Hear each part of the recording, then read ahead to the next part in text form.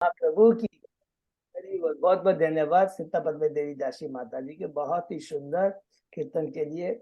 हमारे अजय पदार प्रभु को बहुत ही सुंदर विग्रह, प्रभु कहाँ के विग्रह थे ये? उज्जैन के है प्रभु जी। बहुत ही सुंदर प्रभु, मैं भूल जाता हूँ बार बार, इतना सुंदर गौर निताई, राधा नवनीत, ललिता विशाखा, नरसिंह भगवान, जगन्नाथ बलदेव सुभद्रा, हरि बोल प्रभु। देखिए भक्ति चारू महाराज को याद करते हैं, इतना सही उन्होंने में प्रभु जी, बहुत मतलब अपना एकदम माने, इतने हम्बल, इतने सिंबल और इतने करुणा प्रदान करने वाले। बहुत बहुत धन्यवाद अजय बता, वो इसी तरह कृपा करते रही हम लोग के, हरि बोल। और सब भक्तों को बहुत बहुत धन्यवाद सुंदर कीर्तन में भाग लेने के करने के लिए। अभी हम लोग मंगलाचरण करते हैं। ओम अज्ञान तिमिरांधस्य ज्ञानांजन शलाकया चक्षुरुन्मीलितं येन तस्मै श्री गुरुवे नमः। श्री चैतन्य मनोभीष्टं स्थापितं येन भूतले स्वयं रूपक धामह्यं ददाति स्वपदान्तिकं। वन्देऽहं श्री गुरु श्रीयुतपद कमलं श्री गुरु वैष्णवांच श्री रूपं साग्रजातं सहगना रघुनाथं वितं तं सजीवं स्वाद्वैतं सावभूतं परिजं सहितं कृष्ण चैतन्य देवं श्री राधा कृष्ण पादान सहगना ललिता श्री विशाखा वितांत च। नमो ओम विष्णु पादाय कृष्ण पृष्ठाय भूतले श्रीमते भक्ति वेदांत स्वामिन इति नामने। नमस्ते सारस्वते देवे गौरवाणी प्रचारिणे निर्विशेषा शून्यवादी पाश्चात देश तारिणी। वाञ्छा कल्पतरुभ्यश्च कृपा सिन्धुभ्येव च पतितानां पावनेभ्यो वैष्णवेभ्यो नमो नमः। नमो महावदान्याय कृष्ण प्रेम प्रदायते कृष्णाय कृष्ण चैतन्य नामने गौरत्विषे नमः। हे कृष्ण करुणा सिंधु दीन बंधु जगतपते गोपेश गोपिका कांत राधा कांत नमस्तुते। तप्त कांचन गौरांगी राधे बिंदाबनेश्वरी विश्वानुसुते देवी प्रणमामि हरिप्रिये। नीलांचल निवासाय नित्याय परमात्मने बलभद्र सुभद्रायां जगन्नाथाय ते नमः। जय श्री कृष्ण चैतन्य प्रभु नित्यानंद श्री अद्वैत गदाधर श्रीवासादि गौर भक्तवृंद। मुखम करोति वाचालम पंगुलं गिरिं यत्कृपातमहं वन्दे श्री गुरुं दीनतारिणं परमानंद माधवं श्री चैतन्येश्वरम्। हरे कृष्ण कृष्ण कृष्ण हरे हरे, हरे राम राम राम हरे हरे। श्री श्री मंगलाचरण की जय, शिला प्रभुपाद की जय। हरे कृष्णा। आज के इस भागवतम चर्चा में अध्ययन सभी भक्तों का स्वागत है। आज हम लोग विशेष चैतन्य महाप्रभु के आशीर्वाद लेकर के महावदान अवतार हैं, और उन सब लोगों की कृपा, गुरु राधा गोविंद राधा माधव परम वैष्णव परम भागवत की कृपा है हमारे भागवतम की चर्चा कर पा रहे हैं कई दिनों से। और विशेष कृपा आज हम लोग मांगेंगे चैतन्य महाप्रभु से, क्योंकि जब भी किसी भगवान के अवतार और महापुरुष परम भक्त का आविर्भाव दिवस होता है, उस दिन हमें विशेष उनसे याचना मांगनी, कृपा की याचना करनी चाहिए। ठीक, तो चैतन्य महाप्रभु की कृपा की याचना मांगते हुए हम लोग आज की इस भगवत कथा चर्चा को शुरू करते हैं। अभी हम लोग कैंटो 4 के 21वें अध्याय में है। शीर्षक है महाराज पृथ्वी द्वारा देश। 20 अध्याय अभी तक हम कंप्लीट कर चुके हैं। संक्षेप में हम दोहराते हैं। प्रथम अध्याय है स्वयंभू मनु की पुत्रियों आकुति, प्रसूति और देवती पुत्रों का वर्णन। दूसरा अध्याय का शीर्षक है दक्ष द्वारा शिव को शाप, जिसमें दक्ष अपमानित करता है भगवान शिव को। तीसरा है माता सती और शिव का संवाद, जिसमें शिव भगवान माता सती को कहते हैं कि जिनकी चेतना कलुषित है उनका संग नहीं करना चाहिए, उस वातावरण में नहीं जाना चाहिए। चौथा अध्याय में शीर्षक है माता सती द्वारा देह त्याग, जिसमें हमने पढ़ा कि माता सती पिता द्वारा आयोजित बृहस्पति यज्ञ में भगवान शिव के मना करने के बाद भी जाती है, अपने स्वार्थ के लिए नहीं, अपनी नेतृत्व के लिए नहीं, बल्कि भगवान शिव के दिव्य आध्यात्मिक गुणों को ग्लोरीफाई करने के लिए। और किस प्रकार अपनी योग शक्ति से अग्नि को उत्पन्न कर अपने देह को त्याग देती है। 5वां अध्याय है शिव द्वारा दक्ष के यज्ञ का विध्वंस, जिसमें वीरभद्र किस प्रकार शिव के आदेश के अनुसार यज्ञशाला में जाता है दक्ष की, और यज्ञ को विध्वंस करता है, दक्ष के धड़ को काटकर उसी में डाल देता है। 6वें अध्याय में प्रवेश करते हैं। ब्रह्मा जी द्वारा भगवान शिव को मनाना, जिसमें हमने पढ़ा था ब्रह्मा जी इतना सुंदर बताते हैं कि परम वैष्णव के चरणों में अपराध नहीं होना चाहिए। और अभी भी हमने पढ़ा है, क्योंकि स्वयं चैतन्य महाप्रभु ने कहा, रूप गोस्वामी को कहा है कि अगर परम चरण परम वैष्णव के चरणों में अपराध होता है तो हमारी जो भक्ति लता है वो सूख जाती है या नष्ट हो जाती है। तो चरण में अपराध नहीं होना चाहिए। और इस प्रकार ब्रह्मा जी कहते हैं सब देवताओं को चलो मेरे साथ में, और भगवान शिव से हम लोग क्षमा मांगते हैं, चले जाते हैं। और वहां पर शिव जी को कहते हैं यज्ञ संपन्न होना जरूरी है और ब्राह्मण की हत्या नहीं होना चाहिए। अभी हम पढ़ रहे हैं ब्राह्मण संस्कृति और वैष्णव की को बचा के रखना बहुत जरूरी है। 7वें अध्याय में प्रवेश करते हैं। दक्ष द्वारा यज्ञ को संपन्न करना, ब्रह्मा जी के आदेश से शिव जी यज्ञ स्थल में जाकर करके दक्ष को बकरे का धड़ प्रदान करते हैं और यज्ञ संपन्न होता है। 8वें अध्याय में यहाँ समाप्त होता है पूरी जो वंशावली है पुत्रियों की स्वयंभू मनु से और उनसे संबंधित लीलाएं, पुत्रियों की वंशावली प्लस उनसे संबंधित लीलाएं। ठीक है, तो यहाँ तक की जो लीला, क्योंकि सती माता की और शिव की और दक्ष के यज्ञ की ये पूरी लीला है। 8वें अध्याय में प्रवेश करते हैं। शुरू होता है यहाँ पर शंभु मनु के पुत्र की वंशावली के बारे में। उसके पहले शीर्षक है महाराज ध्रुव द्वारा गृह त्याग और वन गमन। इसमें हमने शुरू में पढ़ा किस प्रकार अधर्म अपनी बहन मूसा से ब्याह करता है और उस अधर्म विवाह के कारण, अधार्मिक विवाह के कारण किस अधार्मिक संतान उत्पन्न होती है जो शास्त्रों द्वारा अनुमोदित नहीं है। और किस प्रकार ध्रुव महाराज अपने पिता के आचरण से दुखी होकर करके अपने को अपमानित फील करते हैं। घर छोड़ माता सुनीति के आदेश से निकलते हैं, घर छोड़ कर करके नारद जी से मुलाकात होती है। नारद जी गुरु के रूप में आते हैं, भगवान के प्रतिनिधि जो भगवान स्वयं भेजते हैं। और किस प्रकार ध्रुव महाराज अपने गुरु के आदेश से उनसे ओम नमो भगवते वासुदेव का मंत्र प्राप्त कर करके यमुना नदी के तट पर बनुवन जल में जाकर कर करके भगवान की भक्ति करते हैं, मंत्र का उच्चारण करते हैं, जप करते हैं, भगवान को प्रसन्न करते हैं। हम लोग 9वें अध्याय में प्रवेश करते हैं। शीर्षक है ध्रुव महाराज का अपने महल वापस जाना, कि किस प्रकार भगवान आते हैं, उनका आशीर्वाद, उनका दर्शन करते हैं, उनको ग्लोरीफाई करते हैं, उनसे आशीर्वाद लेते हैं कि 36,000 वर्षों तक ध्रुव लोक में शासन करने के बाद मेरे धाम तो भाओगे, अपने महल में वापस आ जाते हैं। और अंत में इस अध्याय में पढ़ा कि जब उत्तानपाद देखते कि मेरा पुत्र यहाँ से बैठने के योग्य होता है तो घर छोड़ के चले जाते हैं जंगल। तो 10वें अध्याय में प्रवेश करते हैं। शीर्षक है ध्रुव महाराज का यक्षों के साथ में युद्ध, जिसमें हमने पढ़ा कि ध्रुव महाराज किस प्रकार पिता के संन्यास लेने के बाद घर छोड़ने बाद में विवाह करते हैं।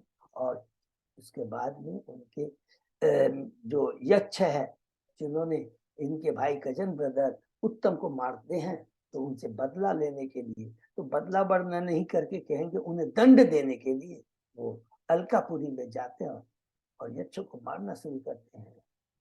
11वें अध्याय में प्रवेश करते हैं। स्वयंभू मनु द्वारा ध्रुव को समझाना बहुत सुंदर शिक्षा है कि जब स्वयंभू मनु देखते हैं कि क्रोध की अग्नि में आकर एक जो राजा है ध्रुव महाराज अपने कर्तव्य से विमुख हो रहा है, क्रोध में वश में आकर कर करके गलत कार्य कर रहा है, तुरंत तो कहते नहीं, क्रोध के वश एक राजा सदैव अपनी चेतना में रहता, शुद्ध चेतना में, कृष्ण चेतना में रहता है और कृष्ण के आदेश को पालन करते हुए प्रजा का पालन करता है और प्रजा को कृष्ण से जोड़ता है, कृष्ण भावनान्वित बनाता है। तो ये तो तुम गलत कर रहे हो, अपनी इंद्र तृप्ति के लिए करो, क्रोध को त्याग दो। और क्रोध को बस में करने के लिए एकमात्र उपाय है भगवान के नाम गुण लीलाओं का श्रवण कीर्तन स्मरण करना। यही एक बात है। राम बाण गला हरि बोल। जो महाराज युद्ध बंद कर देते हैं, तुरंत हम लोग प्रवेश करते हैं 12वें अध्याय में। शिष्य ध्रुव महाराज का भगवान के धाम जाना, अपने महल में वापस आते हैं, भगवान के आदेश के अनुसार प्रजा का पालन करते हैं, राज्य को चलाते हैं, स्वयं भक्ति में लगते हैं, प्रजा को भक्ति में लगाते हैं और अपनी भक्ति इतनी प्रगाढ़ कर लेते हैं, घर छोड़ करके बद्रिकाश्रम चले जाते हैं, भगवान की भक्ति करके भगवान के धाम चले जाते हैं। 13वें अध्याय में प्रवेश करते हैं। शिष्य ध्रुव महाराज के वंशजों का वर्णन। ध्रुव महाराज भगवान के धाम चले गए और उसके बाद में उनका छोटा पुत्र वत्सल, चूंकि उत्कल राजसिंहासन में बैठने के लिए मना कर देता है और वत्सल राजसिंहासन पर बैठता है, उनके वंशावली के बारे में पढ़ा, जिसमें हमने पढ़ा अंग महाराज एक भगवान के परम भक्त उनसे उस वंशज में आए और बेन उनका पुत्र हुआ। अंग महाराज किस प्रकार अपने क्रूर पुत्र के आध्यात्मिक कार्य को देख करके दुखी हो जा करके अनासक्ति उत्पन्न हो जाती है उनकी पुत्र के प्रति, जिसके चलिए उन्होंने यज्ञ किया था, घर छोड़ के चले जाते हैं। 14 अध्याय में प्रवेश करते हैं। राजा बेन की कथा बहुत ही सुंदर, इसमें बताया कि किस प्रकार बेन अपनी माता सुनीता के अवगुणों को, और सुनीता कौन होती है? मृत्यु की पुत्री अवगुणों को। ये बहुत इंपॉर्टेंट है। देखिए शादी करते समय भी हम लोगों को पूरे संस्कार, उसकी जन्म पत्नी को सब देखना चाहिए, सब शिक्षा है। तो किस प्रकार अवगुणों को ग्रहण करते हैं, सारे राज सिंहासन बैठते ही सारे धार्मिक अनुष्ठानों को बंद कर देते हैं, ऋषि मुनि क्रोधित हो जाते हैं, अहंकार से उसे मार देते हैं और उसके मृत शरीर की बाहों से, जांघों से मंथन कर करके एक निषाद जो जाति है, निषाद उत्पन्न होता है, जो सारी इसकी बहन की माता के जो अवगुण है उसको ले लेता है और इसी निषाद जाति पापी जाति कहलाती है, जो आज भी है। 15वें अध्याय में प्रवेश करते हैं। राजा पृथु महाराज की उत्पत्ति और अभिषेक बहुत सुंदर है कि किस प्रकार बेन के शरीर का मंथन कर, बाहों का मंथन कर करके ऋषि लोग एक कपल को प्रकट करवाते हैं, जिनका नाम है पृथु महाराज और अर्ची।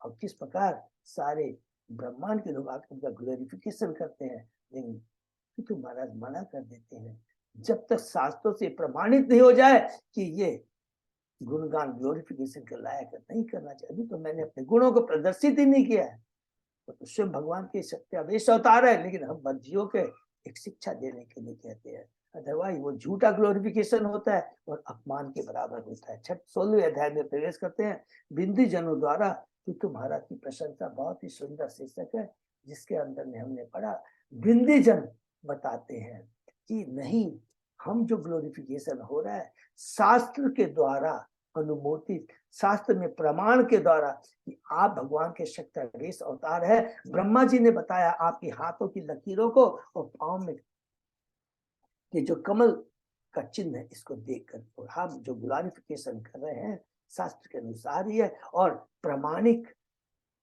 गुरु आचार्य का और भगवान का ये ग्लोरिफिकेशन कर रहे हैं। हरि बोल।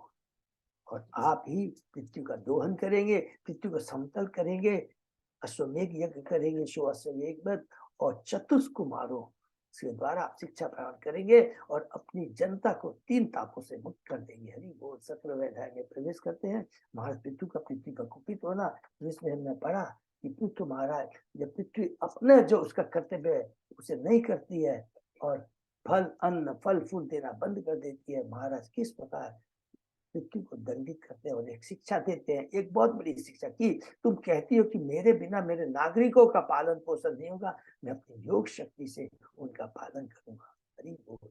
18वें अध्याय में पेश करते हैं शीर्षक है पृथु महाराज पृथ्वी का दोहन। इस प्रकार पृथु महाराज श्रुति स्मृति और मानक विधि से जो शास्त्र में द्वारा वर्णित है पृथ्वी का दोहन करते हैं, पृथ्वी को समतल बनाते हैं और ग्रामों की प्रॉपर बड़ी उचित तरीके से योजना बना करके उनकी स्थापना करते हैं, ग्रामों की और नगरों की। 19 अध्याय में प्रवेश करते हैं। राजा पृथु महाराज के 100 अश्वमेघ यज्ञ, जिसमें हमने देखा कि पृथु महाराज अश्वमेघ जब करते हैं, 100वां अश्वमेघ जब करने जाते हैं, इंद्र उसमें बाधा उत्पन्न करता है, क्रोधित हो जाते हैं और ऋषि जो है रहते हैं, जो कि यज्ञ का अनुष्ठान कर रहे थे, कहते हैं कि हे राजा, आप बद न कीजिए, हम अपने मंत्रों की शक्ति से इस इंद्र का आह्वान करके उसकी आहुति दे देंगे। तुरंत ब्रह्मा जी आते हैं और बहुत बड़ी शिक्षा देते हैं कि आप भगवान के अंश हो, दोनों में कोई अंतर नहीं। और हमें जानना चाहिए कि हमारा उद्देश्य क्या है। अगर कोई कार्य किसी दूसरे उन्नत भगवान के भक्त की चेतना को कलुषित करे, तो बुद्धिमानी नहीं है। हे पृथु, तुम करे अपनी इंद्रिय तृप्ति के लिए, और उसको पूर्ण करने के लिए तुम देख नहीं हो इंद्र अधर्म पे अधर्म कार्य किए जा रहा है। संन्यास में छद्म वेश धारण कर करके लोगों को गुमराह करे, गलत शिक्षा दे रहा है। तुरंत पृथु यज्ञ बंद कर समाप्त कर देते हैं। 20वें अध्याय में प्रवेश करते हैं। पृथु महाराज के यज्ञ स्थल में भगवान विष्णु का प्राकट्य, भगवान विष्णु प्रसन्न हो जाते हैं, पृथु महाराज से आते हैं और बहुत सुंदर बात कहते हैं, ये पृथु महाराज, तुम जैसे उन्नत जीवों से, भक्तों से ये कल्पना नहीं की जा सकती, ये आशा नहीं की जाती है कि आप धर्म के विरुद्ध कार्य करो। नंबर 1, तुम माया के द्वारा ग्रसित हो जाओ, ये नहीं है। तुम्हारा एकमात्र कर्तव्य है, तुम राजा हो, राजर्षि हो, प्रजा को तुम्हें सुरक्षा प्रदान करना बहुत इंपॉर्टेंट है। ये पूरा 20वें अध्याय में बहुत इंपॉर्टेंट है। तुम्हारा कर्तव्य है तुम सुरक्षा प्रदान करना। और सुरक्षा किससे? केवल खाली भौतिक चीजें देकर नहीं, रोटी कपड़ा मकान देकर नहीं। सुरक्षा, वास्तविक सुरक्षा मनुष्य के लिए, हमारा वास्तविक जो सुरक्षा का कवच है, हरि नाम है, शुद्ध भक्तों का संग है। रोटी पानी तो ये सारी भगवान स्वतः ही, जिस दिन जीव इस भौतिक जगत में आता है, चींटी से लेकर ब्रह्मा तक भगवान पुनः उसकी स्थापना करते ही है। चींटी को भी रोटी मिलती है, हाथी को, जानवरों को मिलती है, लेकिन उनकी चेतना उच्च कोटि की नहीं होती। उच्च कोटि की चेतना तो मनुष्य की होती है, और उसी के लिए शास्त्र बने हैं, उसी के लिए गुरु बने हैं। तो तुम्हें उन्हें कृष्ण भावनातीत बनाना चाहिए। और सुंदर है, भगवान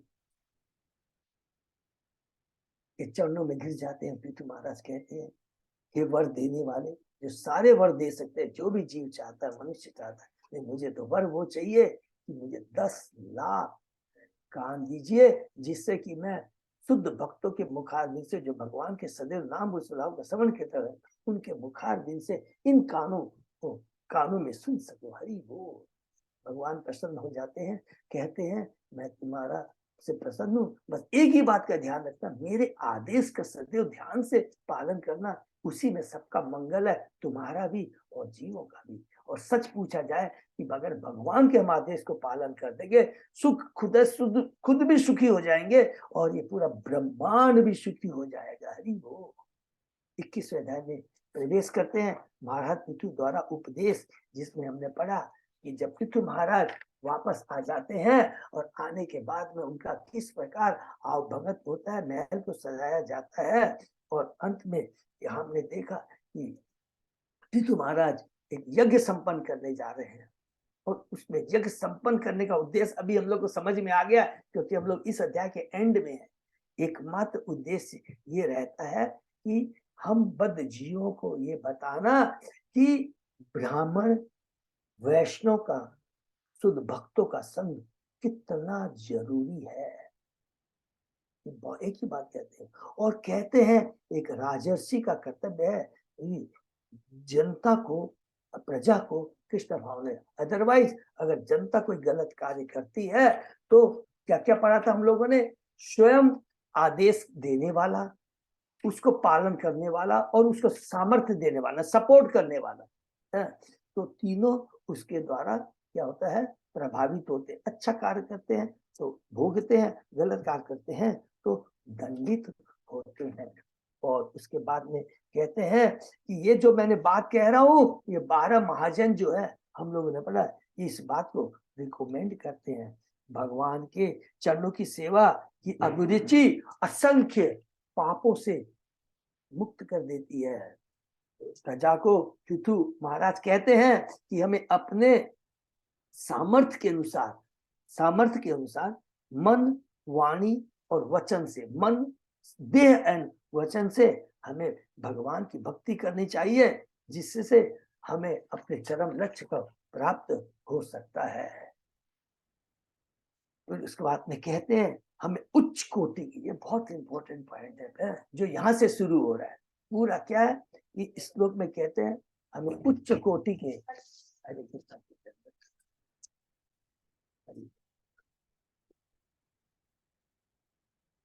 एक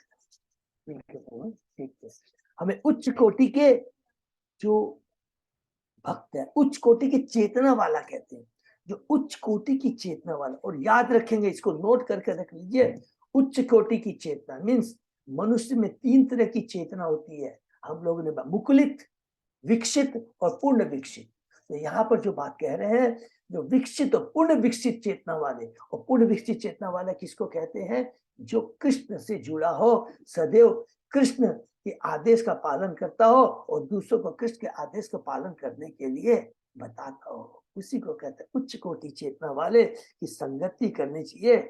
और उनकी संगति करने से हमें आत्म साक्षात की सीढ़ी पर पहुंचने में कोई भी प्रॉब्लम नहीं होती है। वैष्णव ब्राह्मण राजकुलों से अधिक शक्तिशाली होते हैं। ये बहुत इंपॉर्टेंट पॉइंट हमने पढ़ा। जो वैष्णव होते हैं, ब्राह्मण होते हैं, वो राजकुल से ज्यादा शक्तिशाली होते हैं। ब्राह्मण वैष्णव की सेवा करने से हृदय का मल दूर हो जाता है, भौतिक आसक्ति से मुक्ति तथा शांति मिलती है। भक्ति लता को सुरक्षित रखने के लिए वैष्णव अपराध से बचे। वैष्णव में स्वयं विद्वान, वैष्णव स्वयं विद्वान ब्राह्मण होता है, क्योंकि वह भगवान की दिव्य प्रेमा भक्ति करता है। तो यहाँ थोड़ा सा अंतर बताया कि ब्राह्मण है जिसे ब्रह्म का ज्ञान होता है, शास्त्रों का ज्ञान होता है, बहुत सुंदर है। वर्णाश्रम धर्म का पालन कैसे करना चाहिए, जो भी चीज की दरकार है, कैसे यज्ञ करना चाहिए बताता है, बहुत अच्छा है। लेकिन जो वैष्णव है इससे थोड़ा ऊंचा होता है, और इसलिए कहते हैं जो वैष्णव पद पर चला जाता है उसे वर्णाश्रम धर्म की पालन की अलग से दरकार नहीं होती, क्योंकि स्वतः ही वो पालन करता है। वैष्णव एडिशनल काम क्या करता है? वो सबको भगवान से जोड़ता है और भगवान की भक्ति करता है।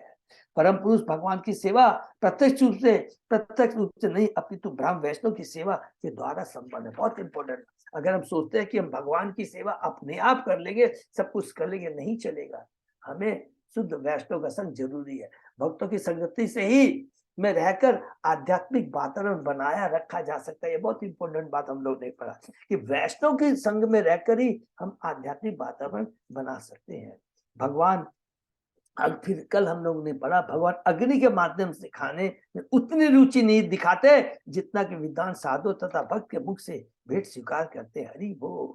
ब्राह्मणता वैष्णव को खिलाने का अर्थ है प्रत्यक्ष श्री भगवान को खिलाना। हरि बोल। उदाहरण ये याद रखेंगे, नोट करें, जिस पर अद्वैताचार्य ने सब उच्च कोटि सो काल ब्राह्मण की हम ज्ञान में बहुत निपुण है, सबको रिजेक्ट करके सबसे पहले हरिदास ठाकुर को बुलाया, हरि बोल, और भोजन करवाया। और ये भी बात कहते हैं कि सब ब्राह्मणों को, ये जो मैं बात आपको कह रहा हूं अपने मन से नहीं कि मेरा हरिदास ठाकुर से बहुत स्पेशल अटैचमेंट है, नहीं, ये शास्त्र बोलते हैं। स्वयं चैतन्य महाप्रभु हरिदास ठाकुर के लिए रोज जगन्नाथ का प्रसाद लाकर उन्हें देते थे। इतने प्रिय है भगवान को उनके परम भक्त। ब्राह्मण संस्कृति में ब्राह्मणों वैष्णव का दिव्य स्थान शाश्वत सुरक्षित है, क्योंकि वे वेदों के आदेशों को बड़ी श्रद्धा, शास्त्रीय निर्णय के आधार पर ध्यान पूर्वक स्वीकार करते हैं, जिससे जीवन का लक्ष्य क्या है दर्पण के समान प्रकाशित हो जाता है।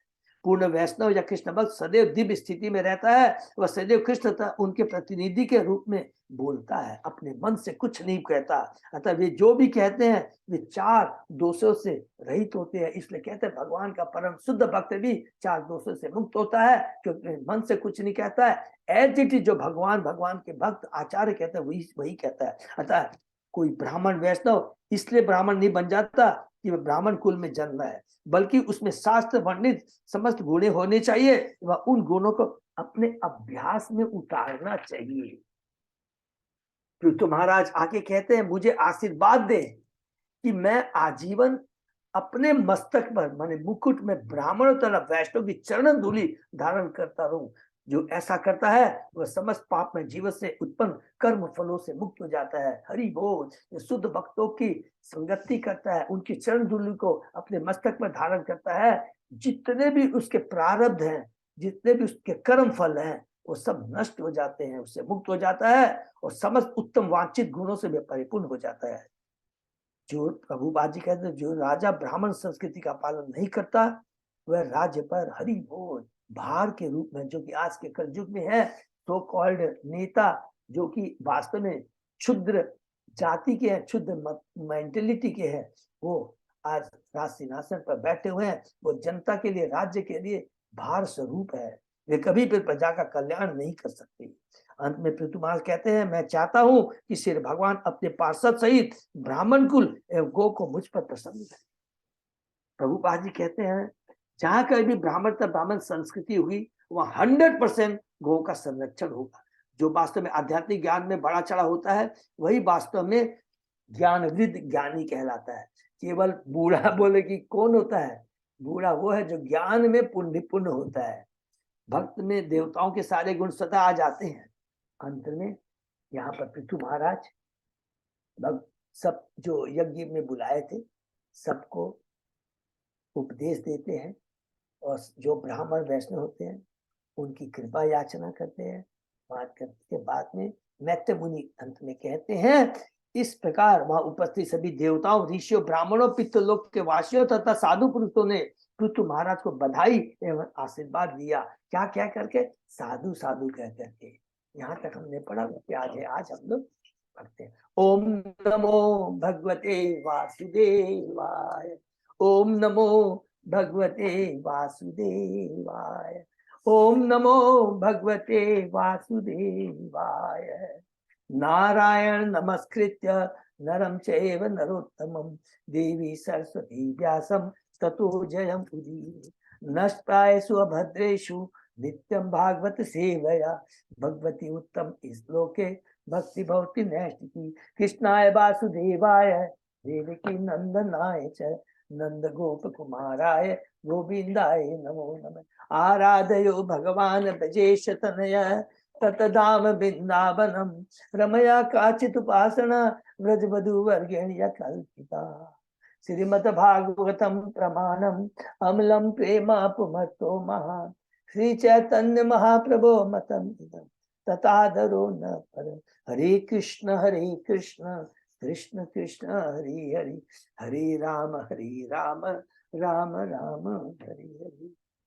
कैंटो 4 चैप्टर 21 श्लोक नंबर 46 पर प्रभु। यस प्रभु जी 46। हम लोग पढ़ते हैं।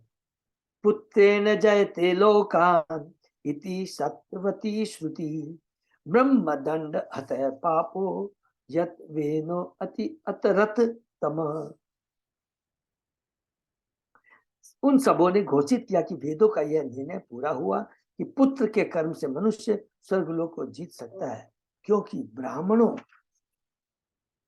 के हिसाब से मारा गया अत्यंत पापी देन अब अपने पुत्र महाराज पृथ्वी के द्वारा नारकी जीवन से गहर अंधकार से उभारा जा सकता था। हरि बोल। क्योंकि हम लोगों ने कई बार पढ़ा है और आगे भी पढ़ेंगे ध्रुव महाराज की, प्रहलाद महाराज की लीला से है कि एक घर में अगर कृष्ण भक्त आ जाता है, परम भक्त हो जाता है, उससे सारे लाभान्वित तो होते ही है, उनको भी भगवान की कृपा मिल जाती है, भगवान के धाम चले जाते हैं। हरि बोल। प्रहलाद महाराज को भगवान कहता है तुम्हारी 21 पीढ़ी का उद्धार हो गया है। वैदिक उल्लेख पुत्र नामक एक नारकी ग्रह है और जो इस ग्रह से किसी व्यक्ति को उबारता है वह पुत्र कहलाता है। अतः विवाह का उद्देश्य ऐसा पुत्र उत्पन्न करना है जो अपने पिता का, चाहे वह पुत्र नरक में क्यों न गिरा हो, उद्धार कर सके। महाराज पितु का पिता अत्यंत पापी व्यक्ति था, अतः ब्राह्मणों ने शाप द्वारा उसे मार डाला था। उस सभा में उपस्थित सभी साधु पुरुष मुनि तथा ब्राह्मण महाराज पितु से उनके जीवन के मध्य उद्देश्य को सुनकर आश्वस्त हो चुके थे कि वेदों का कथन सत्य सिद्ध हो चुका है। विवाह में पत्नी को ग्रहण करने का प्रयोजन पुत्र की प्राप्ति है। ऐसा पुत्र जो अपने पिता को नारकी जीवन के गहन अंधकार से उबारने में समर्थ हो। विवाह का उद्देश्य इंद्रिय तृप्ति नहीं, जो हमने पढ़ा था, कृष्णमय संतान का उत्पन्न करना है, गर्भाधान संस्कार का पालन करना है, अपितु अपने पिता को उभारने वाले योग्य पुरुष की प्राप्ति है। किंतु यदि पुत्र अयोग्य असुर हो जाए तो वह फिर अपने पिता को कैसे उभार सकता है। अतः पिता का धर्म है कि वैष्णव होकर बच्चों को वैष्णव बनाए। तब यदि पिता धोखे से भी अगले जन्म में नरक में गिरता है तो ऐसा पुत्र उसे उसी पर उबार सकता है जिस पर महाराज पृथु ने अपने पिता बेन का उद्धार किया। हरि बोल। यहाँ लिख दिया पूरा कि देखिए श्लोक में भी लिख दिया है, बेन का उद्धार हुआ पृथु के चलते, महाराज प्रहलाद के द्वारा उद्धार हुआ हिरण्यकशिपु होता। हरि बोल। देखिए कई बार थोड़ा सा 1 सेकंड बोलेंगे, किसी को डाउट होता है प्रभु इसका मतलब विवाह करते पुत्र होना जरूरी है। प्लीज कोई भी 1% कंफ्यूजन में नहीं रहेगा। जो ऑलरेडी कृष्ण भक्ति में जुड़े हुए हैं, हमने बार बार रिपीट किया है, वो डायरेक्ट भगवान के संरक्षण में रहता है, उसको फिर किसी की दरकार नहीं होती है। ये कभी मत सोचिएगा आज मेरी जिनके पुत्र नहीं है, अरे अभी तो पढ़ा अंग महाराज की कहानी से ना, हमारा कर्तव्य खाली क्या हम ऐसे कर्म करें कि हमारी संतान भी कृष्णमय हो, उनका भी उद्धार हमारा भी उद्धार। क्यों? सारे कृष्ण के संरक्षण में होते हैं। ये बहुत इंपॉर्टेंट चीज है, मेरे को बहुत अच्छा लगता है। और सच पूछा जाए तो आज ये इस कलयुग में देखें कि पुत्र ही माता पिता का ज्यादा ख्याल, बहुत इंपॉर्टेंट है, याद रखना। खाली उद्देश्य हमारा ये है कि अपनी संतान को कृष्ण के बारे में बताएं। हिरण्यकशिपु च अपि भगवती निंदया तमः विविक्षु अत्यगात सुनो प्रहलादस्य अनुभावत। इसी प्रकार हिरण्यकशिपु अपने हरि बोल, इसी प्रकार हिरण्यकशिपु अपने पाप कर्मों से भगवान की सत्ता श्रेष्ठता का उल्लंघन करता हुआ नारकी जीवन के गहनतम क्षेत्र में प्रविष्ट हुआ, किंतु अपने पुत्र प्रहलाद की कृपा से उसका भी उद्धार हो सका और वह भगवान के धाम वापस गया। जब प्रहलाद महाराज को उनकी भक्ति तथा स्मृति के कारण नरसिंह देव ने उन्हें वर दिया तो उन्होंने भगवान से एक भी वर को यह सोचकर स्वीकार नहीं किया कि ऐसा करना एक निष्ठावान भक्त को शोभा नहीं देता। बहुत सुंदर बात कह रहे हैं, उन्होंने कोई भी ऐसा वर नहीं मांगा जो भक्त की भक्ति के ऊपर लांछन लगे। एक ही चीज है खाली, भक्त खाली एक ही चीज नहीं मांगता है, मान ऐसे बोलेंगे एक ही चीज मांगता है। वो क्या मांगता है? कृष्णा तेरी भक्ति मिले, दूसरे का कल्याण हो। उस समय वो ये नहीं देखता कि ये मेरा माता पिता है। प्लीज इसको याद रखें कि उसमें बहुत डीप मीनिंग है। भक्त सदैव क्या समदर्शी होता है, हमने पढ़ा ना, उत्तम कोटि का भक्त होता है, समदर्शी होता है।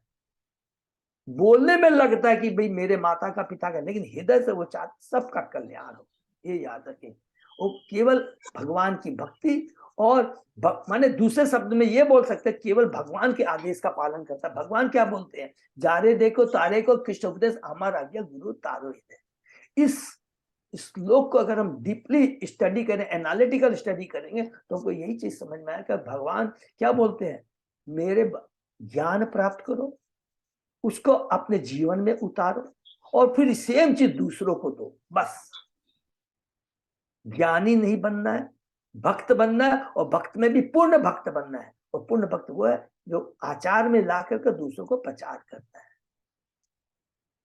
अच्छा पुरस्कार पाने के लालच से भगवान की सेवा किए जाने को प्रहलाद महाराज ने व्यापार के रूप में तिरस्कृत किया है। ये भगवान, मैं अपनी इंद्र तृप्ति कुछ मांगता हूं तो मैं तो व्यापारी, आप एक तो ये तो मैं व्यापारी कहलाऊंगा। हरि बोल। क्योंकि प्रहलाद महाराज वैष्णव थे, अतः उन्होंने अपने लिए कोई वरदान न मांगकर अपने पिता के प्रति वत्सलता प्रकट की। यद्यपि उनके पिता ने उन्हें यातना दी थी और यदि भगवान ने उसको मार न दिया होता तो उसके द्वारा वे स्वयं मारे गए होते, किंतु तो भी प्रहलाद महाराज ने उसके लिए भगवान से क्षमा मांगी। भगवान ने उनकी अभिलाषा मानकर हिरण्यकशिपु को नारकी जीवन के गहनतम अंधकार से निकाला, जिससे वह अपने पुत्र की कृपा से भगवान के धाम वापस जा सका। प्रहलाद महाराज ऐसे वैष्णव के सर्वोत्तम उदाहरण है जो इस संसार में नारकी जीवन बिताने वाले पापी पुरुषों के प्रति अत्यंत दयालु होते हैं। देखिए, जो इस संसार में नारकी जीवन बिताने वाले पापी पुरुषों के प्रति अत्यंत दयालु होते हैं, ईर्ष्यालु नहीं दयालु होते हैं। शिव भगवान ने दक्ष को जब वध किया ईर्ष्या के भाव से नहीं, कृपा की है कि तुम्हारी जो कलुषित चेतना है उस कलुषित चेतना के लेकर ये शरीर धारण किए हो, इसको जल्दी से खत्म कर दो। ये उद्देश्य होता है। इसलिए कृष्ण पर दुखी कृपा अम्बुदी नाम से जाने जाते हैं। भगवान के सभी शुद्ध भक्त प्रहलाद महाराज के ही समान इस संसार में पापी लोगों के उभारने के लिए दया से परिपूर्ण होते हैं। नित्यानंद प्रभु आते हैं, चैतन्य महाप्रभु जगाई मगाई को मारने जाते हैं, तुरंत याद दिलाते हैं नित्यानंद प्रभु, हे प्रभु ये आपका जो अवतार हुआ है दुष्ट पापाचारी लोगों के कल्याण के लिए हुआ है। बाहर से तो क्रोध दिखाते हैं नित्यानंद महाप्रभु, लेकिन अंदर से खुश हो जाते हैं नित्यानंद की बात को सुन के। हरि बोल। वे सभी प्रकार के कष्टों को सहते हैं क्योंकि यह एक वैष्णव का अनुगुण है जो संसार के नारकीय दशाओं से पापी पुरुषों के उद्धार के लिए प्रयत्नशील रहता है। अतः वैष्णव की निम्न प्रकार से स्तुति की जाती है। वांछा कल्पतरुभ्य से कृपा सिंधु एव च पतितानां पावेभ्यो वैष्णवेभ्यो नमो। वैष्णव का मुख्य कार्य पतित आत्माओं का उद्धार करना है। हरि बोल। बहुत सुंदर है। वीरवर्य पिता पृथ्व्या समा संजीव शाश्वती यस्य ईदृशी अच्युते भक्ति सर्वलोकैक भर्तरी। सभी साधु ब्राह्मणों ने पृथु महाराज को इस प्रकार संबोधित किया, हे वीर श्रेष्ठ, हे पृथ्वी के पिता, आप दीर्घ जीव हो क्योंकि आप में समस्त ब्रह्मांड के स्वामी अच्युत भगवान के प्रति अत्यधिक भक्ति है। हरि बोल। ये पृथ्वी के पिता पृथु, हरि बोल। सभा में उपस्थित साधु पुरुषों ने पृथु महाराज को दीर्घ आयु प्राप्त करने का आशीर्वाद दिया क्योंकि श्री भगवान के प्रति उनकी श्रद्धा तथा भक्ति अटूट है। यद्यपि जीवन की अवधि सीमित वर्षों की है, किंतु यदि सौभाग्यवश कोई भक्त हो जाता है तो वह प्रदत्त जीवन पद्धति को पार कर लेता, प्रदत्त जीवन अवधि को पार कर देता है। निसंदेह कभी कभी योगी अपने इच्छा अनुसार मरते हैं प्राकृतिक नियमों के अनुसार नहीं। भक्ति दूसरी विशेषता यह है कि वह भक्ति के कारण सदा सदा के लिए जीवित रहता है। क्योंकि हमने पढ़ा था कि जो भगवान का भक्त होता है कभी मरता नहीं है, वो अमृत को प्राप्त होता है। हम जैसे लोग जो भक्ति नहीं करते हैं वो इस मरने वाले संसार में आते जाते रहते हैं, लेकिन जो भगवान का भक्त होता है भक्ति करते करते याद रखेंगे वो भगवान के निकट जाता है और एक समय ऐसा आता है भगवान की भक्ति करते करते पुनः इस भौतिक जगत में नहीं आता, उस शाश्वत भगवान के धाम में चला जाता है। इसलिए याद रखेंगे हमेशा भगवान का भक्त जीवित रहता है क्योंकि भक्ति कभी मरती नहीं है, भक्ति सदैव जीवित रहती है। कहा गया है कि कीर्तिर यश स जीवती, जो अपने पीछे अच्छी ख्याति छोड़ता है वह सदैव जीवित रहता है। विशेषतः भगवान का भक्त तो निश्चित रूप से सदैव जीवित रहता है। जब भगवान चैतन्य महाप्रभु रामानंद से वार्तालाप कर रहे थे तो चैतन्य महाप्रभु ने पूछा सबसे बड़ा यश क्या है। बहुत ध्यान से सुनिए। रामानंद राय का उत्तर था कि जो महान भक्त के रूप में ख्याति प्राप्त है उसी की सर्वाधिक ख्याति है, उसी की जयंती बनानी चाहिए। प्रभुपाद जी ने कहा है क्योंकि भक्त वैकुंठ लोक में ही सदैव वास नहीं करता किंतु इस संसार में भी अपनी ख्याति से सदा सदा तक जीवित रहता है। हरि बोल। अहो वयम ही अद्य पवित्र कीर्ते त्वयैव नाथेन मुकुंद नाथा, ये उत्तम श्लोक तमस्य विष्णु ब्रह्मण्य देवस्य कथाम वयनक्ति।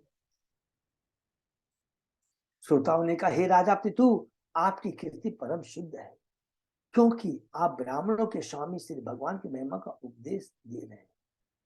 हमारे बड़े भाग्य है कि हमने आपको स्वामी रूप में प्राप्त किया, राजा के रूप में, राजर्षि के रूप में प्राप्त किया, जिसे हम अपने आप को भगवान के प्रत्यक्ष आश्रम में समझ रहे हैं। देखिए कितनी बड़ी बात करता है।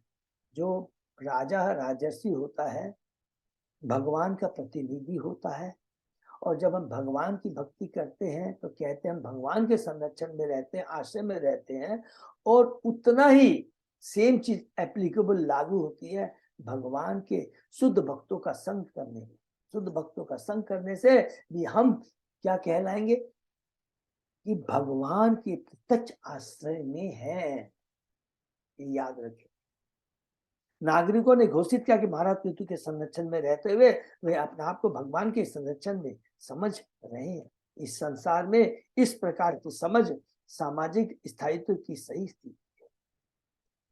क्योंकि वेदों का कथन है कि भगवान ही समस्त जीवों के पालक और नायक है, अतः राजा या शासन अध्यक्ष को परम पुरुष का प्रतिनिधि होना चाहिए, तभी वह भगवान के समान सम्मान प्राप्त करने का दावा कर सकता है। क्योंकि जितने भी सब भगवान के प्रतिनिधि हैं, सारे राजा, युधिष्ठिर महाराज, पृथु महाराज, परीक्षित महाराज, भरत महाराज, युधिष्ठिर महाराज, सब। इस श्लोक में यह भी संकेत किया गया कि राजा या शासन अध्यक्ष किस प्रकार समाज का नायक बन सकता है, क्योंकि पृथु महाराज भगवान विष्णु की श्रेष्ठता तथा उन महिमा का गान कर रहे हैं, अतः वे भगवान के उचित प्रतिनिधि थे और स्वयं वो शक्तिशाली अवतार है। ऐसे राजा या नेता का मूल दायित्व अपने राज्य में ब्राह्मण सभ्यता, कृष्ण भावनावी तथा गौओं को सुरक्षा प्रदान करना है, कृष्ण भावना भावित बनाना प्रजा को। और हमने पढ़ा है थोड़ी देर पहले श्लोक में, जहाँ कृष्ण ब्राह्मण संस्कृति का पालन होता है वहां स्वतः ही गौ की रक्षा होती है। नात्यति अद्भुतम इदम नाथ तवा जीव्य अनुशासनम प्रजा अनुरागो महताम प्रकृति करुणात्मनाम। हे नाथ, अपनी प्रजा पर शासन करना तो आपका धर्म है। ये आप जैसे महापुरुष के लिए कोई आश्चर्यजनक कार्य नहीं, क्योंकि आप अत्यंत दयालु और प्रजा के और अपनी प्रजा के हितों के प्रति अत्यंत प्रेम रखते हैं। यही आपके चरित्र की महानता है। तो यहाँ पर ऋषि मुनि उपदेश पाते हैं पृथु महाराज से। और अब देखिए सब जंग कितना बड़ा ज्ञान है। अब ऋषियों के माध्यम से हम बुद्धिजीवियों को बताया जा रहा है कि एक राजा का क्या कर्तव्य है। स्वयं पृथु महाराज ने कहा है कि मेरा क्या कर्तव्य है। अगर मैं आपको वास्तविक संरक्षण प्रदान नहीं कर सकूं, और स्वयं भगवान कहते हैं पृथु तुम्हारा वास्तविक कर्तव्य है प्रजा को संरक्षण प्रदान करना, कृष्ण भावना भावित बनाना। और यहाँ पर कहते हैं कि एक ऋषि लोग बोल रहे हैं कि एक राजा के क्या गुण है, और जो एक उचित राजा के गुण, एक उचित भगवान के प्रतिनिधि के जो गुण है, इसको उजागर कर रहे हैं ऋषि लोग। और कहते हैं ये सारे गुण हे पृथु महाराज आपके अंदर में हैं, और अपनी प्रजा के हितों के प्रति अत्यंत प्रेम रखते हैं। यही आपके चरित्र की महानता है। अपने प्रजा के हितों के प्रति अत्यंत, प्रजा का हित किसमें है? लोगों को कृष्ण भावना भावित बनाना। यही सबसे बड़ा पुण्य का कार्य है। राजा का कर्तव्य है कि वह अपनी प्रजा की रक्षा करे और अपनी जीविका के लिए उस पर कर न लगाए। क्योंकि वैदिक समाज 4 वर्णों ब्राह्मण, क्षत्रिय, वैश्य, शूद्र में विभाजित है, अतः शास्त्रों में उनकी जीविका के साधनों का भी उल्लेख हुआ है। ब्राह्मणों को चाहिए कि वे ज्ञान का प्रसार करें, अतः वे अपने शिष्यों से दान ले सकते हैं, किंतु राजा को चाहिए कि वह प्रजा को जीवन के उच्चतम स्तर तक उठने के लिए सुरक्षा प्रदान करे, उच्चतम स्तर तक उठने के लिए, और वह कृष्ण भावना भावित बनाना। अतः वह इसके लिए प्रजा पर कर लगा सकता है, क्योंकि वणिक वर्ग सारे समाज के लिए अन्न उत्पन्न करता है, अतः वह इससे थोड़ा लाभ ले सकता है, जबकि शुद्ध ब्राह्मणों, क्षत्रिय, वैश्यों की भांति कार्य नहीं कर सकते। अतः उन्हें समाज के उच्चतम वर्गों की सेवा करनी चाहिए और उनसे अपने जीवन की समस्त कर्तव्य पूरी करनी चाहिए। यहाँ पर योग्य राजा या राजनीतिक नेता का लक्षण इस प्रकार बताया गया है, उसे लोगों पर अत्यंत दयालु होना चाहिए और उनके मुख्य हित का ध्यान, उनके एक एक, देखिए प्रभुपाद जी एक तो वर्ड पर कितना गौर कर रहे हैं, उनके मुख्य हित का ध्यान रखना चाहिए। मुख्य हित क्या है? फिर वही रिपीट करेंगे, लोगों को कृष्ण से जोड़ना, कृष्ण के बारे में बताना और भौतिक जगत से कैसे छुटकारा पाया जा सकता है उसके बारे में बताना। मुख्य और उनके मुख्य हित का ध्यान रखना चाहिए, जो कि भगवान का उच्च भक्त बनना है। हरि बोल। महापुरुष स्वभाव से अन्यों का हित करने वाले होते हैं और एक वैष्णव तो समाज का सबसे दयालु व्यक्ति होता है। इसको भी अंडरलाइन कर लेंगे। एक वैष्णव तो समाज का सबसे दयालु व्यक्ति होता है, जो कि हम लोग बार बार पढ़ते हैं। सबसे बड़ा उपकार, दया का कार्य क्या है? लोगों को कृष्ण भावना भावित बनाना। अतः हम वैष्णव नायक को इस प्रकार प्रणाम करते हैं। वांछा कल्पतरुभ्यश्च कृपा सिंधुभ्यः एव च पतिता नाम पावनेभ्य वैष्णव्यो नमो नमः। एकमात्र वैष्णव ही लोगों की समस्त अभिलाषाओं को पूरा करने वाले हैं, वांछा कल्प, और वह अत्यंत दयावान होता है क्योंकि वह मानव समाज का कल्याण करता है। वह पतित पावन होता है क्योंकि यदि राजा या शासक अध्यक्ष ब्राह्मणों तथा वैष्णव के पद चिन्हों पर चलते हैं तो वैसे भी वैष्णव तथा ब्राह्मणों का अनुसरण करेंगे और शूद्र उनकी सेवा करेंगे। इस प्रकार सारा समाज जीवन के परम सिद्धि हेतु परिपूर्ण संस्था बन सकता है। इसीलिए प्रभुपाद जी ने बार बार कहा ब्राह्मणों की सुरक्षा बोल रहे, भगवान ने कहा है कि ब्राह्मणों की सुरक्षा। अरे पहले आयो मनुष्य नहीं, सभ्य मनुष्य तो बनो। ब्राह्मण क्या क्या कर्तव्य है, क्षत्रिय क्या क्या कर्तव्य है, वैश्य क्या क्या कर्तव्य है, शूद्र का। तो भौतिक दृष्टि से हमने स्टडी कर लिया कि ब्राह्मण का कर्तव्य ज्ञान देना, क्षत्रिय का सुरक्षा, वैश्य का है कि कृषि पालन बिजनेस करना, और शूद्र ऊपर के 3 वर्णों की सेवा करना। बट चारों का उद्देश्य अल्टीमेट क्या है, खुद के लिए भी और दूसरों के लिए। क्या है? खुद कृष्णा भावना भावित होना, और वो तब तक नहीं कर पाएंगे जब तक वर्णों का पालन नहीं होता। और जैसे ही हम वर्णाश्रम के ऊपर चले जाते हैं, भक्त बन जाते हैं, तो उसके बाद में इसकी दरकार नहीं होती है। बहुत इंपॉर्टेंट चीज हम लोगों ने इस अध्याय में पृथु महाराज के माध्यम से पढ़ा। अद्य अद्य नस्तमसः पार तव्यो उपासादित प्रभु भ्राम्यताम नष्ट दृष्टिनाम कर्म भी देव संगीते। नागराज ने कहा आज आपने हमारी आंखें खोल दी है और हमें बताया है कि अंधकार के सागर को किस प्रकार पार किया जाए। अंधकार का सागर ये भौतिक जगत है, माया है। माया जो 3 गुणों से हमें ग्रसित करती रहती है। भवसागर, भव सागर, हरि बोल। भव सागर, माया का सागर, भव सागर, जिसको हम सोचते हैं बहुत सुखमय है, बड़ा आनंद देने वाला है, नहीं, ये अंधकार का सागर है। अपने पूर्व कर्मों तथा देवी व्यवस्था का हम सकाम कर्मों के जाल में फंसे हुए हैं, क्योंकि हमारे पूर्व कर्म है, तभी तो हम इस भौतिक जगत में आए हैं। और हमारा जीवन लक्ष्य ओझल हो चुका है, भूल चुके हैं हमारे जीवन का लक्ष्य क्या है, जिसके कारण अब इस ब्रह्मांड में भटक रहे हैं, जन्म मृत्यु जागृति के चक्र में पड़े हुए हैं। इस श्लोक में कर्म भी देव संगीत पद अत्यंत सार्थक है। अपने कर्मों के गुण के अनुसार हम प्रकृति के गुणों के संपर्क में आते हैं, और देवी विधान को हमें विभिन्न प्रकार के शरीरों में ऐसे कर्मों के फल को भोगने का अवसर मिलता है। इसी पर सभी जीवात्माएं अपने जीवन लक्ष्य के ओझल होने से विभिन्न योनियों में ब्रह्मांड भर में भटकती रहती है, 84 लाख योनियों। कभी निम्न योनियों में जन्म ग्रहण करती है, तो कभी स्वर्ग लोक में स्थान प्राप्त करती है। सब याद रखेंगे, बार बार दोहराएंगे। सब आध्यात्मिक दृष्टि से सच पूछा जाए तो कोई फर्क नहीं है, क्वालिटी का खाली फर्क है। कोई A क्लास का कैदी है, कोई B क्लास का कैदी है, कोई C क्लास का कैदी है, लेकिन है तो कैदी, क्योंकि भौतिक जगत में भाड़े के घर में हम रह रहे हैं। गुरु तथा भगवान की कृपा से हमें भक्ति का संकेत प्राप्त होता है, और तब हमारे जीवन की प्रगति शुरू होती है। जिस दिन हम भगवान के प्रतिनिधि गुरु से दीक्षा ग्रहण करते हैं, उनके संपर्क में आते हैं, तो याद रखेंगे तभी असली हमारा नया जीवन शुरू होता है और हमारी प्रगति शुरू होती है। हरि बोल, कितनी बढ़िया बात लिखी है, जीवन की प्रगति शुरू होती है। और उसके बाद अगर हम सोचते हैं हमने बहुत धन कमा लिया, यश कमा लिया, इस पोस्ट पे पहुंच गए हैं, वो वास्तव में प्रगति नहीं है। और एकदम डीपली अगर जाते हैं, उसका एनालिटिक स्टडी करेंगे, तो वास्तव में अगर हमने भौतिक उन्नति की है और उसका दुरुपयोग, बोलेंगे सदुपयोग नहीं, दुरुपयोग अपनी इंद्रिय तृप्ति में करते हैं, तो वो वास्तव में उन्नति नहीं, वो हमारे डाउनफॉल का कारण है। और एकदम 100% गारंटी है। आज हम कलयुग में देखते हैं, जिसको कहते हैं ना बिगड़े बाप के बेटे, अरबों खरबों रुपया है, कहाँ यूज कर रहे हैं, गलत चीजों के लिए। आध्यात्मिक प्रगति होना चाहिए, आध्यात्मिक प्रगति होना चाहिए, और ये जो संपत्ति है, जो भौतिक संपत्ति है, आध्यात्मिक कार्यों में लगना चाहिए। तभी मनुष्य जीवन का सदुपयोग, इस शरीर का सदुपयोग और इस धन का सदुपयोग कहलाएगा, नहीं तो ये दुरुपयोग कहलाएगा। यहाँ पर पृथु महाराज पृथु के प्रजा, यहाँ पर राजा पृथु के प्रजाजनों ने इसे स्वीकार किया है। वे पूरे होश में यह स्वीकार कर रहे हैं कि महाराज पृथु के कार्यों से वे लाभान्वित हुए। ऐसा नहीं है कि उनको फ्लैटरिंग कर रहे हैं, वास्तविक में उनसे लाभान्वित हुए हैं।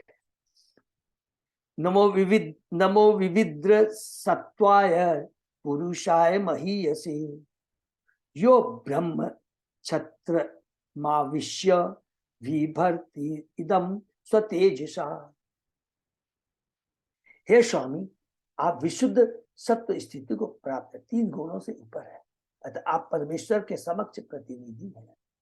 आप अपने तेज से ही महिमावान हैं और इस तरह ब्राह्मण संस्कृति को पुनः स्थापित करते हुए सारे संसार का पालन करते हैं तथा अपने छात्र धर्म का निर्वाह करते हुए प्रत्येक व्यक्ति की रक्षा करते हैं। छात्र रक्षा, ब्राह्मण संस्कृति के समुचित प्रसार तथा सरकार की समुचित सुरक्षा के बिना समाज का कोई मापदंड स्थिर नहीं हो सकता। इसे श्लोक में उस महापितु की प्रजा ने स्वीकार किया है जो अपनी सत्व स्थिति के कारण अपने राज्य में अद्भुत स्थिति बनाए रखने में समर्थ थे। कौन? पृथु महाराज।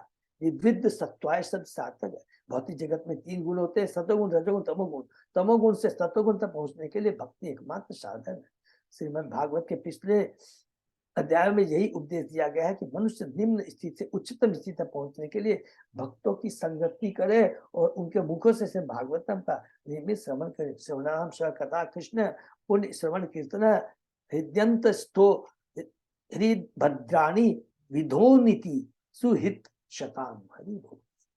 जब मनुष्य श्रवण तथा कीर्तन की प्रारंभिक अवस्थाओं में भक्ति की ओर उन्मुख होता है तो प्रत्येक हृदय के वासी भगवान भक्त के हृदय को पवित्र करने में सहायता पहुंचाते हैं। ये हमने पहले कैंटो में बहुत डिटेल में पढ़ा है।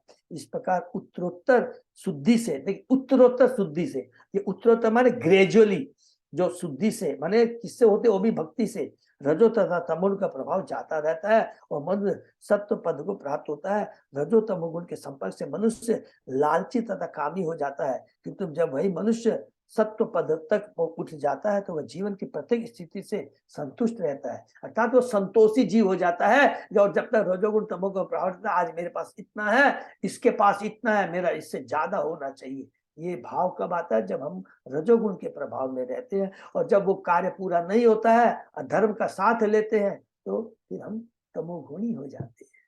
सिंपल चीज है। और लालच वासना विहीन हो जाता है। ऐसी मानसिकता उसके सत्व पद पर स्थित होने की सूचक। मनुष्य को इस सत्व को पार करके विशुद्ध सत्व तक ऊपर उठना होता है, जिसे विविध सत्व है, 3 गुणों से ऊपर, जो कि अभी हमने पढ़ा। पृथु महाराज सत्यावेश अवतार है, मुक्त पुरुष है, लेकिन मुक्त पुरुष होते हुए मुक्त पुरुष का संग चाहते हैं। ध्रुव महाराज भी हमने पढ़ा बद्रिकाश्रम में जाते हैं, 3 गुणों से ऊपर होता है, भौतिक शरीर से ऊपर उठ जाते हैं, लेकिन भगवान के वैकुंठ लोग जाते समय भी एक ही कहते हैं कि वहां के ऋषियों को कि मुझे कृपा प्रदान कीजिए, जैसे वहां भी जाकर के भगवान के धाम भी जाकर करके मैं भगवान की हम लोग भक्ति कर सकूं मैं। बताइए, सत्व की इस विविध व्यवस्था में मनुष्य कृष्णा भावनान्वित हो सकता है। इसलिए महाराज पितु को यहाँ पर विविध सत्व के रूप में संबोधित किया। यद्यपि महाराज पितु शुद्ध भक्त के दिव्य पद पर स्थित थे, किंतु मानव समाज के हित में वे ब्राह्मण क्षत्रिय के पद पर उतर आए थे और इस प्रकार अपने तेज से उन्होंने सारे संसार को सच्चर प्रदान किया था। जैसे कि हमारे प्रभुपाद जी, वो तो भगवान के सत्यावेश अवतार है, लेकिन प्रचार कार्य करने के लिए वो भी एक प्रचारक के रूप में भगवान के भक्त रूप में नीचे उतर आए, लेकिन उनका स्थान तो गोलोक धाम है। वो यद्यपि वे क्षत्रिय राजा थे, किंतु वैष्णव होने के कारण ब्राह्मण भी थे। ब्राह्मण के रूप में वे प्रजा को समुचित आदेश दे सकते थे और क्षत्रिय रूप में उन्हें क्षत्रिय है, यहाँ पर लिखा था ना, छत्र माने जो सुरक्षा प्रदान करे, उसको क्षत्रिय कहते हैं। समुचित आदेश सकते और क्षत्रिय के रूप में सुरक्षा प्रदान कर सकते। इस पर महाराज पितु की प्रजा एक कुशल राजा के द्वारा सभी प्रकार से सुरक्षित थी। इस पर से भागवत के 4 स्कंद के अंतर्गत महाराज पितु का उपदेश 21वें अध्याय का भक्ति वेदांत तात्पर्य पूर्ण। हरि बोल, हरे कृष्णा। तो यहाँ पर हम लोग समाप्त करते हैं 21वां अध्याय। और जो कि वृंदी जनों ने क्या किया था, माने भविष्यवाणी की थी कि पृथु महाराज पृथ्वी को समतल करेंगे, पृथ्वी को का दोहन करेंगे, अश्वमेघ यज्ञ करेंगे। ये समाप्त हुआ है और उसके बाद में क्या था कि वो चतुष्कुमारों से उपदेश प्राप्त करेंगे। वो हम नेक्स्ट 22वें अध्याय में पढ़ेंगे। हरे कृष्णा। हरे कृष्ण प्रभु। हाँ हाँ प्रभु। ज्योतिष कुमार भी तो आपको ये शक्ता पेशा बता रहा है। है प्रभु, हाँ यस, ये भी सकता भी अवतार है, यस प्रभु। हाँ, ये सकता भी अवतार है, बिल्कुल तो लिखा एक हुआ है। शक्ता पेशा पर दूसरा को भी ज्ञान देगा ना, हाँ वो ज्ञान प्रभु, शक्ति के लिए है करके। हरि बोल प्रभु। देखिए कितनी भक्ति में शक्ति, आपने देखा एक चीज कि गुरु और भगवान दोनों मिलकर कर करके लीला करते हैं और बद्ध जीवों को ज्ञान देते हैं। आप देखेंगे 10वें स्कंद में जब आएंगे तो रोंगटे खड़े हो जाएंगे जब ये पढ़ते हैं कि भगवान कृष्ण द्वारका में जब नारद जी जाते हैं उनके चरण कमल को प्रक्षालन करते हैं। सोचिए, भगवान करते हैं। भगवान और भगवान के भक्त को एकमात्र उद्देश्य रहता है कि अपनी लीला के माध्यम से बद्ध जीवों को ज्ञान देना। ठीक है ना प्रभु? हरे कृष्ण प्रभु जी। हरे कृष्णा, बोलिए प्रभु। भगवान ये देखा मैंने कि राजा पृथु जो यहाँ पर मतलब कि एक पुत्र के रूप में ऊपर के जितने भी और रहे हैं उन सब का उद्धार किया है। हरे हरे कृष्णा। हाँ प्रभु, किसका उद्धार किया है? पर महाराजा पृथु जो यहाँ पर हुए हैं हाँ उन्होंने हाँ अपने पूर्वजों का सबका उद्धार किया है। हाँ प्रभु, यस। अच्छा, मगर यहाँ पर हमको थोड़ा सा एक शंका सी हो रही है हाँ कि बोलिए प्रभु। महाराज का जब जन्म हुआ तो हाँ उनके ऊपर की 21 पीढ़ी और नीचे की 21 पीढ़ी का तार पार हो जाना चाहिए था हाँ वेदों हुआ के है। अनुसार, शास्त्र हाँ के अनुसार। बिल्कुल बिल्कुल लिखा है अब प्रभु। अब उनके पुत्र, उनके जो पौत्र हुआ वेन, उनके हाँ साथ ऐसी समस्या क्यों आई? ये भी प्रभु की लीला है। तो ये राजा वेन जो बने हैं, हाँ उनके हाँ पौत्र थे, हाँ महाराजा प्रहलाद के पौत्र थे, मगर हाँ। वेन राजा ऐसा क्यों बना? फिर उसका क्या कारण हो गया? वो आपकी बात में समझा नहीं। बैन बैन किसके पुत्र थे? महाराजा प्रहलाद के पौत्र थे ना। महाराज प्रहलाद के प्रहलाद। एक प्रहलाद के सेकंड। पुत्र थे ना, उसके बाद वैन, महाराज के पुत्र और थे, उनके बाद वैन आए, वैन के बाद तो पृथु आए। नहीं नहीं नहीं नहीं अंग नहीं, महाराज, अंग महाराज प्रभु। अंग ध्रुव महाराज। ध्रुव अंग, ध्रुव महाराज के है ना। हाँ ध्रुव महाराज के पुत्र थे कौन? ये आपके अच्छा, बैन। वैन, हाँ वैन किसका पुत्र था? अंग, अंग ठीक है। हाँ, अंग अंग, के अंग पुत्र किसका थे। पुत्र?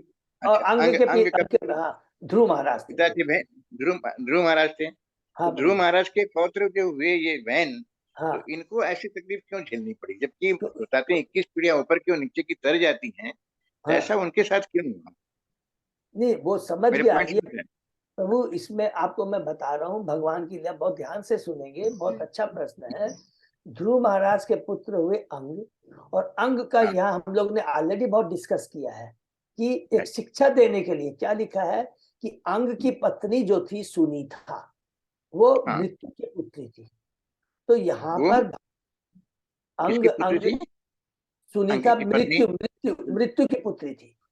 अच्छा, मृत्यु की पुत्री थी। अच्छा। हाँ, तो मृत्यु की हम्म, पुत्री के चलते क्या लिखा हम्म, है कि वो जो बहन, चूंकि उसकी माता सुनीता है, पुत्री की सुनीता जो है अपनी उसके पिता मृत्यु है, तो उसके जो दुर्गुण है वो बहन में आ जाते हैं। और प्रभुपाद जी ने तात्पर्य में अच्छा, एक जगह लिखा है कि जो पुत्र हाँ, होता है हमेशा अपनी माता के गुण ग्रहण करता है और पुत्री अपने पिता के। ये सारी चीजें हाँ, या बताने के लिए उद्देश्य से ये हमें बताया गया है। तो अच्छा, अच्छा, इसीलिए ये हाँ यस, ये चीजें बताई गई है। और ये देखिए बहुत सिंपल यहाँ पर लिखा गया है। आप इसको एक चीज तो गांठ बांध के रख लेंगे, हमें हम्म, इस भागवतम के माध्यम से हर तरह की हमें हम्म, शिक्षा मिलती है कि जो हम्म, जीवन यापन करते हैं, एक वर्णाश्रम हमको एक दिमाग में रखेंगे है, और दूसरा ध्यान में रखेंगे कि भक्ति को वर्णाश्रम धर्म में बहुत इंपॉर्टेंट है। क्या क्या चीज हमने पढ़ा, 1 मिनट लेंगे। ब्राह्मण, क्षत्रिय, वैश्य, शूद्र शुद्ध, के नियमों का पालन करना चाहिए। और उसके अंदर में लिखा, गृहस्थ का भी लिखा है, ब्रह्मचर्य का भी लिखा है, वानप्रस्थ का भी सुना है। गृहस्थ को क्या किया गया है, एक एक चीज को जाएंगे कि गृहस्थ को शादी करनी चाहिए भौतिक आनंद के लिए नहीं। क्या लिखा है, गृहस्थ को शादी करनी चाहिए कृष्णमय संतान को देने के लिए। तो कृष्णमय संतान को प्राप्त करने के लिए प्रभुपाद जी ने हर जगह लिखा है कि जन्म पत्री हर चीज को हमको देख के रखना चाहिए कि वो संस्कार वाली है कि नहीं। हर चीजों को देखना चाहिए, वो तो है, एक पार्ट है। We have to think in totality. आप बोलेंगे प्रभु जी गलत आ गई तो क्या बहुत बड़ा अपराध हो गया? कुछ नहीं अपराध हुआ। अगर गलत भी आ जाता है तो भगवान की भक्ति के माध्यम से हमने क्या लिखा है, हमारे प्रारब्ध के पास्ट के जितने भी पाप कर्म फल नष्ट हो जाते हैं। तो अभी हमको कभी घबराना नहीं चाहिए। अच्छा हमने पिछले दिन में गलती की थी इसलिए ऐसी पत्नी मिली, ऐसा पुत्र मिला। ये है कमजोरों की, ये कमजोर लोगों की सोच। भागवतम पढ़ने के बाद में कभी भी किसी को दोष नहीं देना कि मेरे प्रारब्ध से पास्ट किसी क्या चीज करना है उस पर ध्यान देना। क्या मनुष्य योनि दुर्लभ है, नहीं सबसे पहले मनुष्य योनि बहुत दुर्लभ है। और इतना सुंदर मौका मिला है, मेरे पास्ट में मैंने क्या किया था उसको सुधार दे सकता हूँ, प्रेजेंट को सुधार सकता हूँ, भविष्य को सुधार सकता हूँ। और वो है केवल भगवान की भक्ति, शुद्ध भक्तों के संग के द्वारा। और आज भी आप सपोज लीजिए ना प्रभु, आज हम सपोज कीजिए, आज हम बच्चों है संस्कार नहीं देते हैं, बहुत है धन है यश सब कुछ है, अब शादी कर लेते हैं, संस्कार नहीं है, कृष्ण को केंद्र में नहीं करते हैं, भोग की दृष्टि से शादी करते हैं, संतान उत्पन्न करते हैं। लिख के रख लीजिए शास्त्र क्या कहता है, सब कुछ होते हुए भी वो संतान अशुभ प्रवृत्ति की हो सकती है। समझे ना? तो ये बहुत इम्पोर्टेंट डिस्टर्बिंग एलिमेंट बहुत है प्रभु, डिस्टर्बिंग एलिमेंट बहुत है, हम लोगों को बच के रहना चाहिए। बच के रहना प्रभु, और कुछ नहीं है। इसलिए प्रभुपाद जी ने बहुत सुंदर तात्पर्य के माध्यम से एक एक चीज को बहुत अच्छे से एक्सप्लेन किया। ठीक है पवन कुमार लीला प्रभु। हरे कृष्णा हरे भगवान, बहुत अच्छा से हरे explain किया कृष्णा प्रभु जी, बहुत बहुत हरे धन्यवाद कृष्णा। सबको। हाँ, हरे कृष्णा प्रभु जी। हाँ, रेखा गुप्ता माता जी बोल कृष्ण रही प्रभु जी दंडवत प्रणाम। धन्यवाद प्रणाम हरि।